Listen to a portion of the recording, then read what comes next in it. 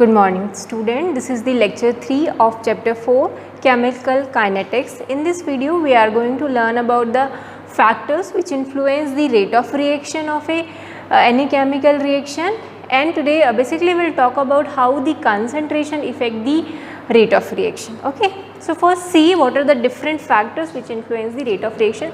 So first factor is concentration of reactants. How the concentration of reactant affect the rate of reaction? We can say the rate of reaction is directly proportional to the concentration of a reactant. We can say higher the concentration, higher is the rate. When there is a lot of concentration of the reactant, the rate of reaction will be higher. Okay, and when there is a less amount of reactant is there in our solution, then the speed of the reaction or the rate of reaction will be slower. Okay, so rate of reaction we can say it is directly proportional to the concentration, हम ऐसा बोल सकते हैं. Next is a temperature. Temperature is another factor which affect the rate of reaction for most of the chemical reaction, है ना. सारे की बात नहीं कर रहे हैं, पर mostly all the chemical reaction में होता है कि rate of reaction increases with the increase in the temperature. तो रेट जो है जनरली जो है इंक्रीज होता है with the increase in temperature. It is not directly proportional, but yes it happen कि रेट जो है जैसे जैसे टेम्परेचर बढ़ाते जाएंगे, रेट जो है रिएक्शन का जो रेट है it will also increase. Okay, third जो है factors is nature of reactant. Means nature of reactant means अगर कोई रिएक्टेंट है, कोई कंपाउंड है विच इज़ टाइटली बाउंडेड, है ना, उनके बीच का जो कोवेलेंट बॉन्ड है वो बहुत ही टाइटली बॉन्डेड है, तो उसमें क्या होगा, केमिकल रिएक्शन स्लो होगा. बट अगर कोई दो एलिमेंट हैं, दो एटम्स हैं जो लूजली बॉन्डेड है एक दूसरे से, तो वो जो बॉन्ड है वो ईजिली ब्रेक हो सकता है और केमिकल रिएक्शन फास्ट हो सकता है. उसका एग्जाम्पल है आपकी बुक में लाइक NO + O2 और दूसरा है CO + O2. इन दोनों का एग्जाम्पल है.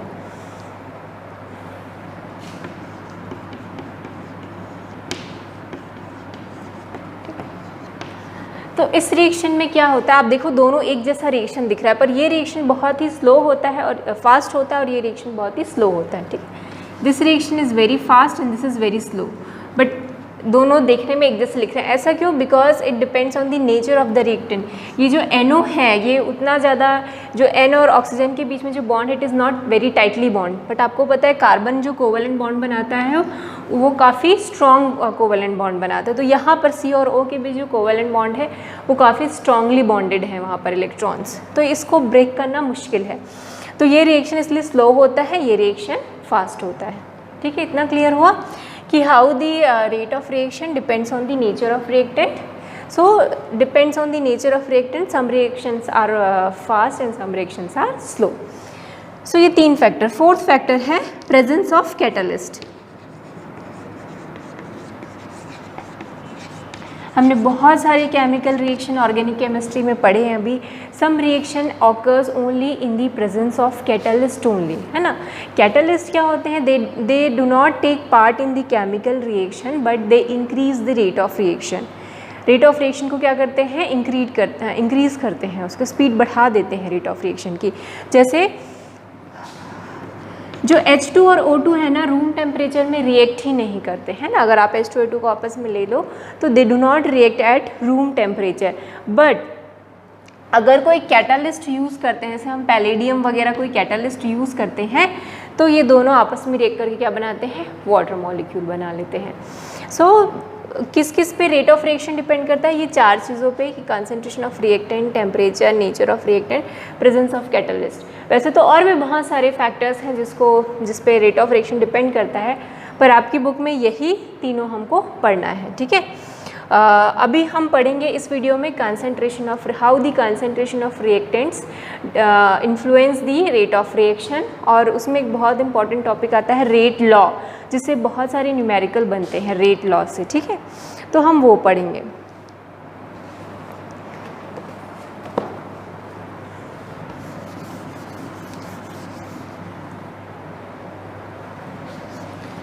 तो हम पढ़ेंगे dependence of rate on concentration. किस तरीके से जो रेट ऑफ रिएक्शन है it depends on the concentration, ठीक है। सो मैंने जैसे बताया कि जो रेट ऑफ रिएक्शन है is directly proportional to the concentration, but बाद में एक्सपेरिमेंटली ये फाइंड किया गया कि it is not like that, directly proportional to नहीं होता है। जो रेट होता है ये कंसंट्रेशन के किसी पावर के प्रोपोर्शनल होता है, ठीक है। कोई कंसंट्रेशन के किसी पावर के प्रपोर्शन होता है, बाद में experimentally it is found, okay. So इसी से हमने रेट लॉ बनाएंगे, ठीक है। बहुत इंपॉर्टेंट है रेट लॉ, क्योंकि आगे जितने भी हम first order zero order reaction पढ़ने वाले हैं वो सब इसी रेट लॉ से ही हम फाइंड करेंगे, ठीक है। तो रेट लॉ इसलिए बहुत इंपॉर्टेंट है, बहुत ध्यान से देखेंगे। सो एक इक्वेशन कंसिडर करते हैं,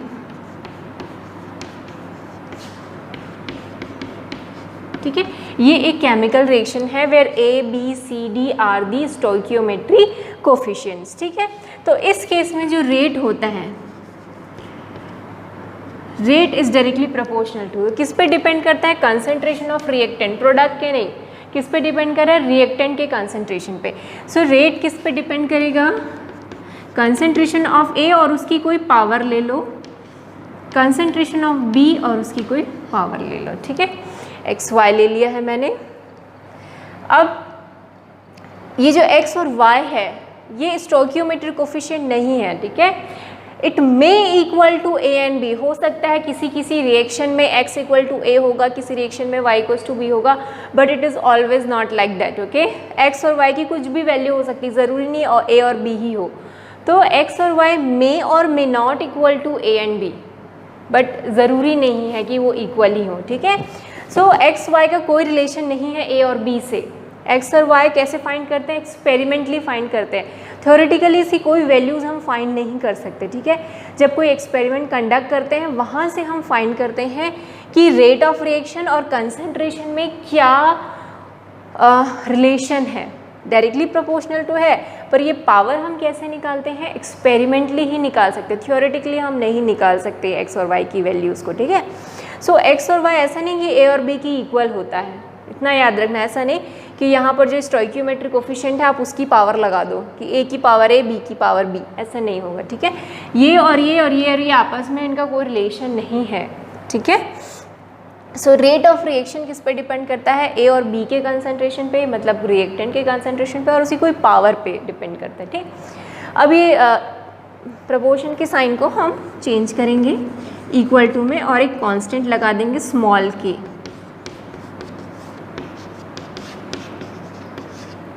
ठीक है। ये जो k है इसको हम बोलते हैं रेट कांस्टेंट, है ना, याद रखेंगे k को क्या बोलते हैं, रेट कांस्टेंट। इसका एक और नाम है, इसका दूसरा नाम है स्पेसिफिक रिएक्शन रेट, इसको और क्या बोलते हैं, स्पेसिफिक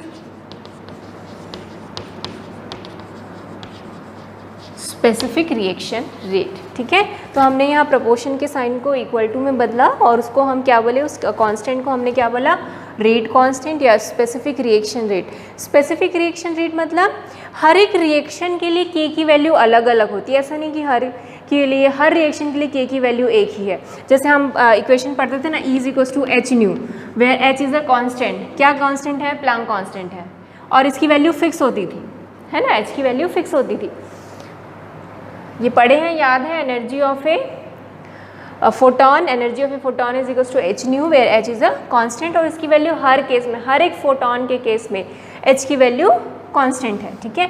बट यहाँ पर जो k है, रेट कांस्टेंट की वैल्यू हर एक रिएक्शन के लिए स्पेसिफिक होती है, इसलिए इसको स्पेसिफिक रिएक्शन रेट बोलते हैं, क्योंकि इस रिएक्शन रेट की वैल्यू किसी भी दो इक्वेशन के लिए जनरली सेम नहीं होती, हर एक रिएक्शन के लिए k की वैल्यू अलग अलग होती है, ठीक है।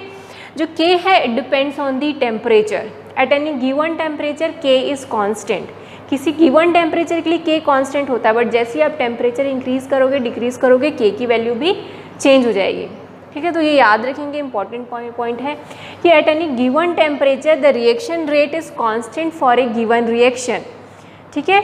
अगर मैं बोलूँ कि ये जो रिएक्शन है 300 डिग्री सेंटीग्रेड पे हो रहा है, तो उस 300 डिग्री सेंटीग्रेड के लिए ये रिएक्शन रेट जो है कांस्टेंट रहेगा इस रिएक्शन के लिए। बट जैसे ही मैं टेम्परेचर कम या ज़्यादा करती हूँ के की वैल्यू भी चेंज हो जाएगी और हर एक रिएक्शन के लिए के की वैल्यू अलग अलग होती है। तो ये याद रखने वाली बात है कि रिएक्शन रेट क्या होता है और उसकी वैल्यूज़ कैसे चेंज होती है। ठीक है, सो ये हो गया इंपॉर्टेंट। दिस इज़ दी, इसी को हम बोलते हैं रेट लॉ। क्या बोलते हैं इस इक्वेशन को? हम बोलते हैं rate law. This is the rate law. ठीक है, दिस इज़ रेट लॉ। तो जब भी है ना रेट लॉ, किसी भी केमिकल रिएक्शन के लिए रेट लॉ लिखो तो आपको इस तरीके से रेट लॉ लिखना है। ठीक है, this is the rate law for any chemical reaction जिसमें ए और बी रिएक्टेंट आएंगे और एक्स वाई क्या है, they are called order of reaction. ठीक है, वो भी देखते हैं। अब नेक्स्ट जो टॉपिक है ऑर्डर ऑफ रिएक्शन, कि किसी रिएक्शन का ऑर्डर क्या होता है। ऑर्डर ऑफ रिएक्शन मतलब ये एक और तरीका है ये जानने के लिए कि किस तरीके से कंसंट्रेशन और रेट ऑफ रिएक्शन का क्या रिलेशन है। ठीक है, ऑर्डर ऑफ रिएक्शन भी यही बताता है कि रेट ऑफ रिएक्शन और कंसंट्रेशन आपस में इन दोनों का क्या रिलेशन है ये बताने के लिए। ठीक है, सो जैसे इसी इक्वेशन की बात करें, है ना, जो हमने लिया है, सो इसके लिए ऑर्डर ऑफ रिएक्शन क्या हो जाएगा, it is equals to X plus Y. ठीक है, N is order of reaction, N is equals to X plus Y. तो ये जो x है और ये y है, जो कंसंट्रेशन दोनों की रिएक्टेंट की जो पावर है उसको आप ऐड कर दोगे तो आपको क्या निकल जाएगा, रिएक्शन का ऑर्डर, ऑर्डर ऑफ रिएक्शन। ठीक है, तो हम इस चैप्टर में ज़ीरो ऑर्डर रिएक्शन पढ़ेंगे, फर्स्ट ऑर्डर रिएक्शन पढ़ेंगे, सेकेंड ऑर्डर रिएक्शन पढ़ेंगे। ठीक है, तो ये हुआ order of reaction. Order of reaction क्या होता है, sum of power of concentration of the reactant in the rate law expression. ठीक है, जो रेट लॉ एक्सप्रेशन आप लिखेंगे, आप स्टोइकियोमेट्रिक कोएफिशिएंट को ऐड मत कर देना। अगर आपको ऑर्डर ऑफ रिएक्शन निकालना है तो आपको क्या लिखना पड़ेगा, पहले रेट लॉ एक्सप्रेशन लिखना पड़ेगा। जब आप रेट लॉ एक्सप्रेशन लिखेंगे तो इसमें जो कंसंट्रेशन की पावर है उसको आप क्या करेंगे, ऐड करेंगे, तो ही आपका निकलेगा ऑर्डर ऑफ रिएक्शन। क्लियर हुआ क्या होता है order of reaction? Order of reaction के लिए हमको पहले लिखना पड़ेगा रेट लॉ एक्सप्रेशन, और रेट लॉ एक्सप्रेशन में जो कंसंट्रेशन की पावर है उसका सम ही क्या होता है, ऑर्डर ऑफ रिएक्शन होता है। तो जैसे आपकी बुक में एक ऑर्डर ऑफ रिएक्शन का क्वेश्चन है, उसको हम कर लेते हैं। आप अपनी बुक निकालेंगे, एग्जाम्पल 4.3। ठीक है, I am reading the question, example 4.3। Calculate the overall order of a reaction which has the following rate expression। हमको रेट एक्सप्रेशन गिवन है और उसका क्या निकालना है, ऑर्डर ऑफ रिएक्शन निकालना है। तो पहला जो आपका दिया हुआ है rate is K is rate is equals to A half B 3/2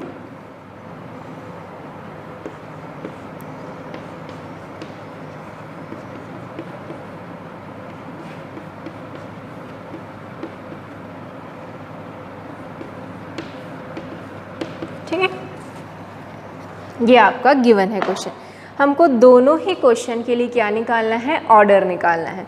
तो ऑर्डर निकालने के लिए हमको रेट एक्सप्रेशन में जो कंसंट्रेशन की पावर है उसको क्या करना है, ऐड करना है। सो यहाँ लिखो ऑर्डर ऑफ रिएक्शन क्या हो जाएगा, half plus 3/2 that is 4/2 is equals to 2। तो ये इस रिएक्शन का ऑर्डर क्या है, this is the second order reaction. ठीक है, ये रिएक्शन कौन सा है, सेकेंड ऑर्डर रिएक्शन है। इस केस में निकालो ऑर्डर ऑफ रिएक्शन, दोनों की पावर को ऐड कर दो। ठीक, तो ये आंसर आता है प्लस हाफ। तो ये क्या है, इसका हाफ ऑर्डर। ठीक है, इस रिएक्शन का ऑर्डर क्या होगा, हाफ ऑर्डर रिएक्शन। तो इस तरीके से बहुत इजी है ना। ऑर्डर ऑफ रिएक्शन निकालने के लिए क्या करना है, रेट एक्सप्रेशन जो गिवन है उसमें जो कंसंट्रेशन की पावर है उसको ऐड कर देना, हमारा आ जाएगा order of reaction. So it is very easy, this whole chapter is very easy, है ना। और इससे क्वेश्चन भी बहुत आते हैं, इम्पॉर्टेंट भी है और ईजी भी है, तो बहुत अच्छी बात है ये, तो है ना। तो ये हो गया ऑर्डर ऑफ रिएक्शंस। क्लियर हुआ? तो यहाँ से हम देख सकते हैं कि किस तरीके से जो रेट है वो कंसंट्रेशन पे डिपेंड करता है, रिएक्टेंट के, है ना। रिएक्टेंट की कंसंट्रेशन पे किस तरीके से डिपेंड कर रहा है वो हम इसको बता सकते हैं कि जो है रेट किस पे डिपेंड करता है, ए की हाफ पावर पे। जो ए का कंसंट्रेशन है उस पर कम डिपेंड कर रहा है और बी के कंसंट्रेशन पे ज़्यादा डिपेंड कर रहा है ना। आप बता सकते हैं ना इस इक्वेशन से, क्योंकि ए की पावर हाफ है और बी की पावर 3/2 है। सो यहाँ रेट से हमको पता चल रहा है कि जो रिएक्शन है वो किस पे ज़्यादा डिपेंड कर रहा है, बी पे ज़्यादा डिपेंडेंट है, ठीक है। और ऑर्डर ऑफ रिएक्शन है सेकेंड ऑर्डर रिएक्शन।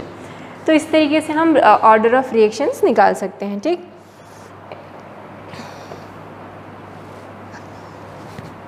अब हम बढ़ते हैं यूनिट ऑफ रेट कांस्टेंट, ठीक है। ये जो रेट कांस्टेंट के है इसकी अलग क्या क्या यूनिट्स हैं, एग्जाम में आ सकता है ना। Next topic is units of rate constant. इससे अलग अलग तरीके के क्वेश्चन आ सकते हैं।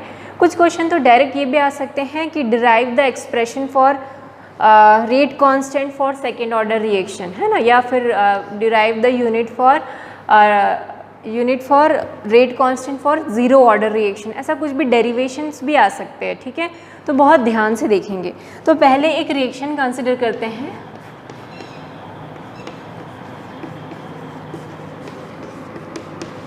ठीक, एक हमने एक रिएक्शन केमिकल रिएक्शन कंसिडर किया ABCD जो कैपिटल में है।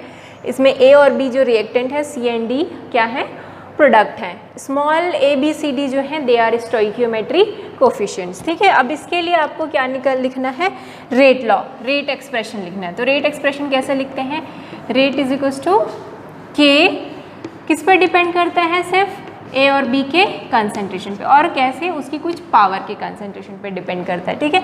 तो X एंड Y जो है they are order of reaction. अब लेट सपोज हम मानते हैं concentration of A is equals to concentration of B। तो आप क्या लिख सकते हो, दोनों जगह इस तरीके से लिख सकते हो। और क्या लिख सकते हैं इसको अपन, ठीक। तो ये हो गया रेट, ओके। सो हमको किसकी यूनिट निकालनी है, K की यूनिट। तो K इज इक्वल टू क्या, स्मॉल k है, K इज इक्वल टू हो जाएगा rate divided by AX plus Y, okay. यहाँ से मैंने निकाला K की वैल्यू क्या, रेट, और ये इधर चला गया तो rate divide by concentration of AX plus Y, ठीक है। अब मैं मानती हूँ x plus Y is equal to n, ठीक है। तो क्या हो जाएगा, rate is equal to K is equal to A to the power n। अब रेट की यूनिट क्या होती है, what is the unit of rate, हम पढ़ चुके हैं कई बार। क्या होती है रेट की यूनिट, मोल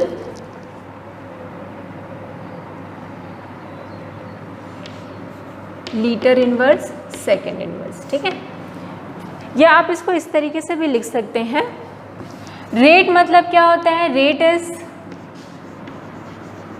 कंसंट्रेशन अपॉन टाइम हो सकता है, हमने पढ़ा था। What is rate, rate is rate of, what is rate, rate of reaction, ROR क्या था, rate of change of concentration with respect to time.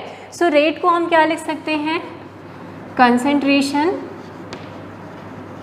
Upon time, ठीक है। ये क्या हुआ, rate.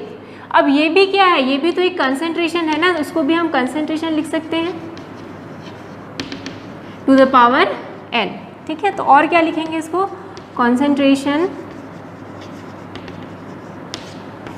1 minus n divide by time, ठीक है। This is the K, concentration 1 minus n divide by time. इतना समझ में आया कैसे किए, ओके। रेट आपको इससे पहले वाले में ROR कैसे निकालते थे, है ना, रेट लॉ नहीं, उससे पहले जो हम एवरेज रेट ऑफ रिएक्शन निकालते थे, what is rate of reaction, concentration change of concentration per unit time, है ना। So rate of concentration with respect to time is rate. तो मैंने रेट की जगह क्या लिख दिया, कंसंट्रेशन अपॉन टाइम। अब ये भी क्या है, what is A is a concentration of A, तो वो भी एक कंसंट्रेशन का ही टर्म है। तो concentration to the power n, अब इस पावर को ऊपर ले जाऊंगी तो ये माइनस में हो जाएगा। अब कंसंट्रेशन की यूनिट क्या होती है, मोल पर लीटर, ठीक है। और टाइम की यूनिट क्या होती है, सेकेंड। तो हमको मिला K का फाइनल ये वाला एक्सप्रेशन। अब इससे हम क्या निकालेंगे, यूनिट निकालेंगे। ये क्लियर हुआ ना, समझ में आ रहा है क्या कर रहे हैं, यहाँ तक समझ में आया। ये एक रिएक्शन है, इस रिएक्शन के लिए मैंने पहले रेट लॉ लिखा। रेट लॉ कैसे लिखते हैं, रेट इज इक्वल्स टू के। रेट किस पर डिपेंड करता है, कंसंट्रेशन ऑफ रिएक्टेंट, रिएक्टेंट के कंसंट्रेशन पर डिपेंड करता है और उसकी कुछ पावर पे, है ना। रिएक्टेंट ए की कंसंट्रेशन का कोई पावर, बी की कंसंट्रेशन का कोई पावर, कुछ भी ले सकते हैं आप। मैंने यहाँ एक्स वाई लिया, आप जेड पी क्यू ले सकते हैं, कुछ भी। हमको पता नहीं है एक्स और वाई की वैल्यू, है ना, ये सिर्फ एक्सपेरिमेंटली ही निकाल सकते हैं। तो हमने एक्स और वाई ले लिया, फिर हमने मान लिया कि ए और बी का कंसंट्रेशन सेम है। सो यहाँ बी की जगह भी ए लिख दिया। अब क्या है, दोनों टर्म एक ही है, तो उसको आप एक्सपोनेंट वाला जो है फॉर्मूला लगाएंगे और वहाँ से हमको मिलेगा ये रिएक्शन इक्वेशन, ठीक है। अब मुझे क्या निकालना है, के की वैल्यू निकालना है। के की वैल्यू निकालने के लिए मैं इस ए को नीचे कर दिया वहाँ पर, okay. Now again we have consider x plus y is equals to n. Now what is the formula for rate? Rate is equal to rate of concentration of change of concentration with respect to time. Rate क्या होता है, change of concentration with respect to time. So concentration by time जो है वो rate हुआ। A क्या है, what is this? Bracket A का मतलब क्या होता है, concentration. This is also, ये जो है what is this representing? ये A जो है ब्रैकेट में वो क्या रिप्रेजेंट कर रहा है, this is also representing concentration only. So ये भी क्या है, कंसंट्रेशन ही है। तो मैंने कंसंट्रेशन की पावर क्या लिख दी, n, क्योंकि मुझे यूनिट निकालना था। तो अब देखो ये कंसंट्रेशन जो है उसको ऊपर किए तो पावर n जो है -n पे हो गई, ठीक है। कंसंट्रेशन की यूनिट होती है मोल पर लीटर, टाइम की यूनिट होती है सेकेंड। तो फाइनली मुझे k का ये एक्सप्रेशन मिल गया। अब मैं निकालूंगी units for zero order reaction, ठीक है।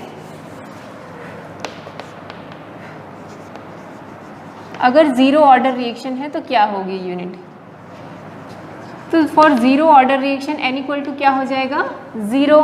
सो k की यूनिट क्या हो जाएगी, मोल पर litre 1 minus 0 divide by second. तो ये क्या हो गया, 1 माइनस 0 1 ही रहेगा। सो मोल लीटर, ठीक है। So this is the unit for K for zero order reaction, ठीक है। तो ये पहला डिराइव कर लिया। अब हम क्या करेंगे फर्स्ट ऑर्डर रिएक्शन के लिए। For first order reaction n equals to 1। So n equals to 1 रख दो, K is equals to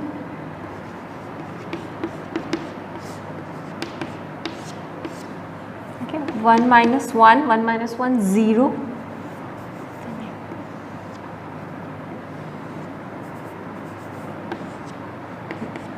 1 minus 1 0। तो ये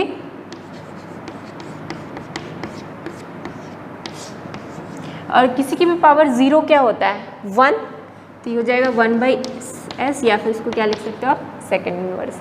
तो for first order reaction what is the unit of के, के क्या है, रेट कांस्टेंट। रेट कांस्टेंट की यूनिट क्या होती है, second inverse for the first order reaction, ठीक है। तो ये ज़ीरो ऑर्डर के लिए है, ये फर्स्ट ऑर्डर के लिए है। सेकेंड ऑर्डर के लिए क्या करोगे आप, n इक्वल्स टू रख दो 2।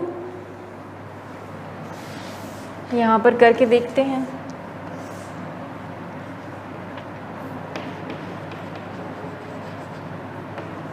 ठीक है, सेकेंड ऑर्डर रिएक्शन के लिए n इक्वल्स टू 2 रखो तो k की वैल्यू क्या होगी, mole litre inverse 1 minus 2 divide by second.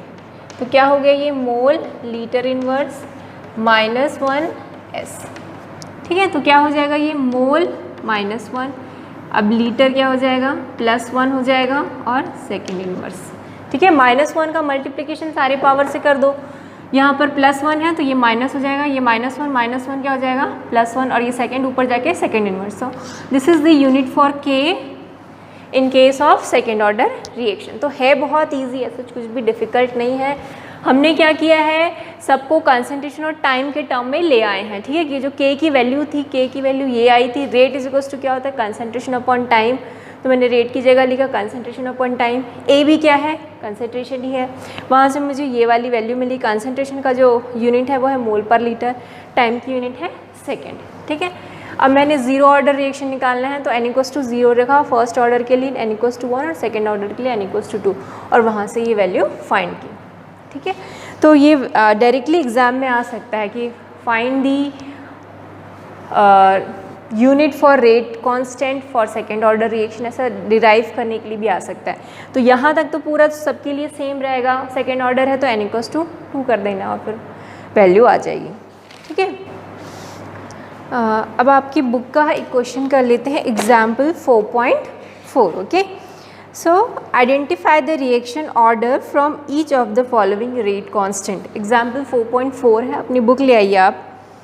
ठीक है, again I am reading the question. Identify the reaction order from each of the following rate constant.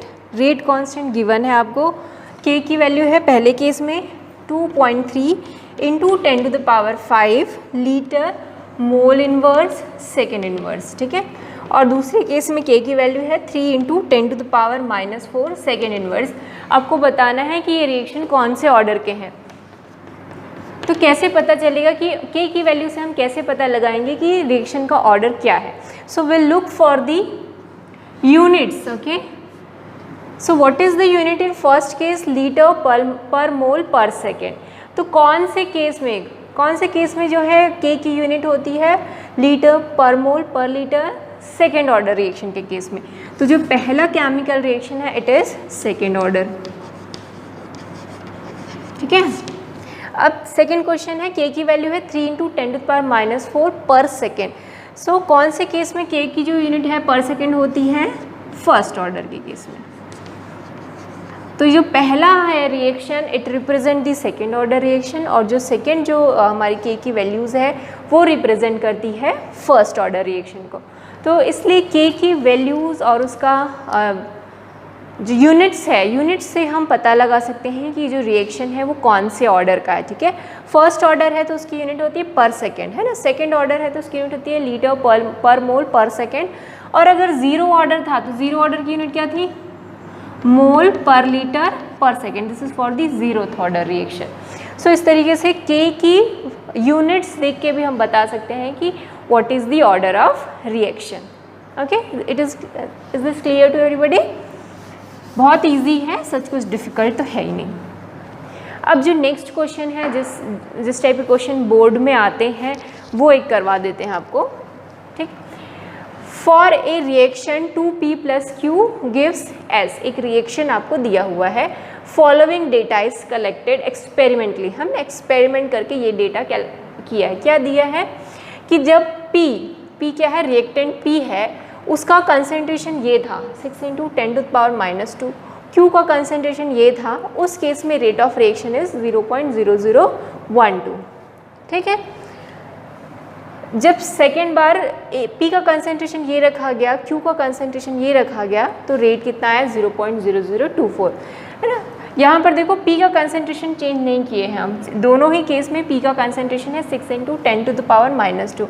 What we are changing is we are changing the concentration of q, और q का concentration change करने पर देखो rate क्या हो गया? Double हो गया। ठीक है, अब नेक्स्ट केस में हमने क्या किया? दोनों की कंसंट्रेशन को डबल कर दिया। जब दोनों की कंसंट्रेशन को डबल कर दिया तो भी देखो जो रेट ऑफ रिएक्शन है वो क्या हो गया? डबल हो गया, 0.0024। तो ये हमको डेटा गिवन है। इस डेटा से हमको क्या निकालना है? We need to calculate the order of reaction. हमको क्या निकालना है? Order of reaction. तो कैसे निकालेंगे? सो बहुत ईजी है, it is not very difficult, है ना। ऐसा दिख रहा है क्वेश्चन अजीब सा, but it is very easy. तो सबसे पहले हम लिखेंगे रेट इक्वेशन। क्या लिखेंगे? Rate equation. सो रेट, इस इक्वेशन के लिए रेट लिखेंगे। रेट इक्वेशन क्या होता है? k p का कंसंट्रेशन पे x की पावर, q के कंसंट्रेशन पे y की पावर। ओके, ये जो रेट हम एक्सप्रेशन लिखते हैं, rate expression does not depend on the stoichiometry coefficient. इस 2 इस 1 पे कोई डिपेंड नहीं करेगा स्टोइकियोमेट्री। ठीक है, हम इसको इस तरीके से लिख सकते हैं, x p पे x की पावर, q पे y की पावर। ठीक है, अब हम ये एक्सपेरिमेंट जो डेटा गिवन है उसमें हम इसकी वैल्यूज़ रखते जाएंगे और फिर हमको 3 इक्वेशन मिलेंगे। अब उस 3 इक्वेशन को सॉल्व करके हम x और y की वैल्यू फाइंड करेंगे। ठीक है, सो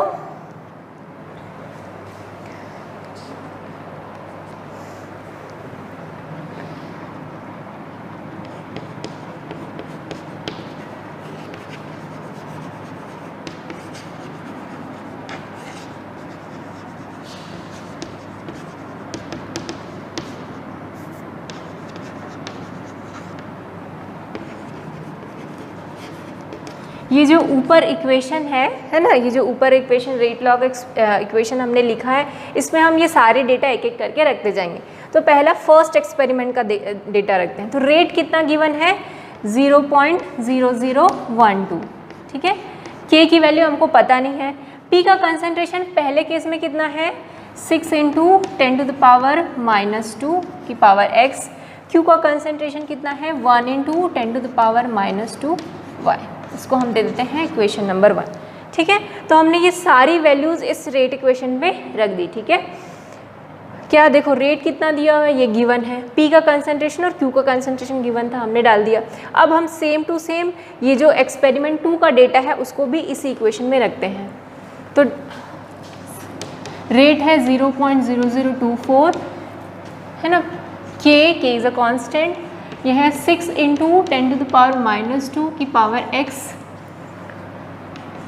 2 × 10⁻⁻2 की पावर y। थर्ड इक्वेशन भी रखते हैं हम लोग।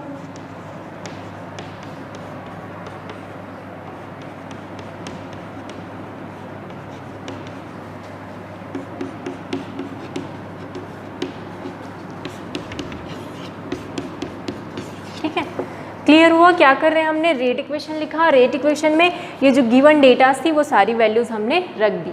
अब हमको क्या फाइंड करना है, एक्स और वाई की वैल्यू। अगर एक्स वाई की वैल्यू पता चल गई तो हमको क्या पता चल जाएगा, ऑर्डर ऑफ रिएक्शन, क्योंकि ऑर्डर ऑफ रिएक्शन क्या होता है, sum of these two power x plus y, it is order of reaction. तो देखो कैसे निकालेंगे, है ना। अगर मैं इक्वेशन 2 और इक्वेशन 1 को डिवाइड कर देती हूँ, इक्वेशन 2 डिवाइड बाई इक्वेशन 1, तो देखो 2 और 1 को डिवाइड करूँगी तो ये वाला टर्म जो है कैंसिल आउट हो जाएगा, के वाला भी टर्म कैंसिल आउट हो जाएगा, ठीक। तो लिखो 0.0024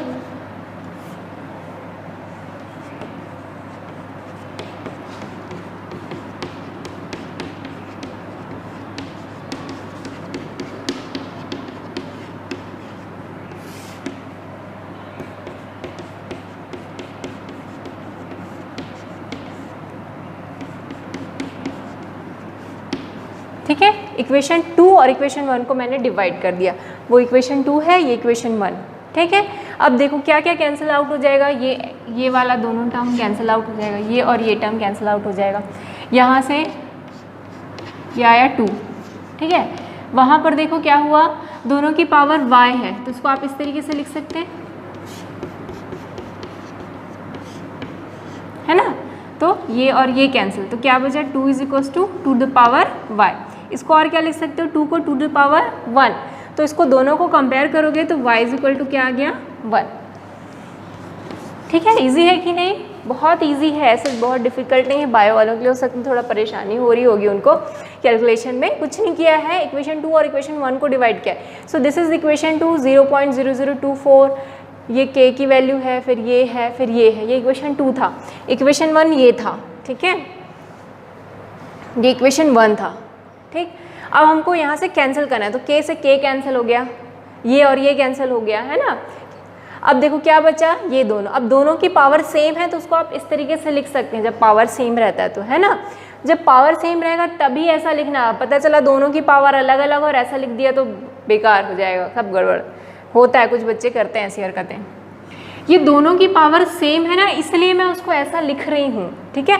अगर सपोज ऐसा रहता ना 2 to the power -10 की पावर y और 1 × 10 to the power -2 की पावर x, तो अब इनमें कैंसिलेशन नहीं हो सकता है, ठीक है, क्योंकि दोनों की पावर अलग अलग है। पर यहाँ पर दोनों की पावर सेम थी, इसलिए मैंने उसको इस तरीके से लिखा। तो यहाँ बचा 2 to the power y और यहाँ क्या बचा 2 को क्या मैं लिख सकती हूँ 2 to the power 1। तो इन दोनों को कंपेयर करूँ तो y = क्या निकला 1। अब वैसे ही अब मुझे क्या करना है, x की वैल्यू निकालना है। x की वैल्यू निकालने के लिए मुझे क्या करना पड़ेगा, y को एलिमिनेट करना पड़ेगा। तो कौन से दो इक्वेशन को ये -3 नहीं होगा, ये -2 ही होगा, ठीक है, ये -2 होगा तभी आंसर आएगा।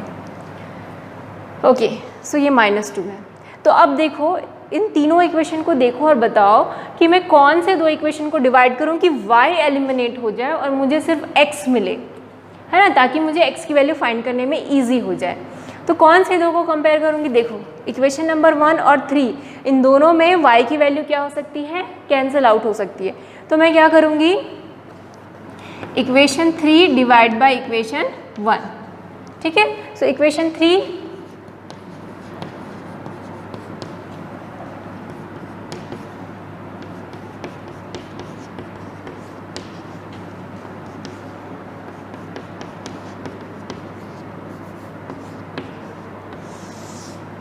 और इक्वेशन 1 क्या है?